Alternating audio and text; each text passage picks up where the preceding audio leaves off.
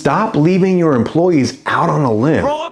How often does this happen? An employee shares a policy with the customer, essentially saying no to the customer's demands. The customer reaches someone higher up in the management, maybe even the CEO, and the leader gives the customer a yes. If your expectation for your employee is to deliver a firm no and stick to policy, your leaders at every level up the chain must also be able to stick to that same policy. Leaders must have their staff's back when it comes to a policy or procedure that they are asking employees to uphold. There is nothing worse than an employee going out on a limb to adhere to a policy and a leader comes along and cuts that limb right off. If you can't stick to the policy, you have no business asking your employees to. There's a famous story of the Southwest CEO, Herb Kelleher. Southwest Airlines developed and implemented a clear model with great pricing, quick turnarounds, and excellent customer service, while also making several trade-offs, such as no assigned seating, no first class, no bag transfers. So a customer sends an email to Southwest Airlines that gets all the way to the CEO to share her strong concerns with not transferring bags between flights. She shares her situation that she's a grandmother who often travels to see her grandchildren, and she loves Southwest, but she struggles to transfer planes at a layover stop, and asks that Southwest starts to transfer bags like all other airlines. He responds with empathy to the customer, but sticks to the policy, explaining that the airline is profitable and able to deliver the things that they do well because they have to make certain concessions. And he CCs the entire company, all the other employees who had to explain the company's policies to this person, the employees that had to explain the policy to this customer before she reached the CEO. They were all validated and supported. He was respectful and empathetic, but clearly in solidarity with the employees and the policies that are in place to support their mission. Business Strategy 101 is understanding that you can't be all things, that to do certain things well, you have to not do other things well. If you're typically focused on cost leadership, or you're differentiating from competitors with quality, design, or innovation, it's understood there are trade-offs. Leaders will often explain and justify those trade-offs to employees, but you have to stick to that script all the way up the ladder. And don't leave your employees out on a limb when it comes to policy.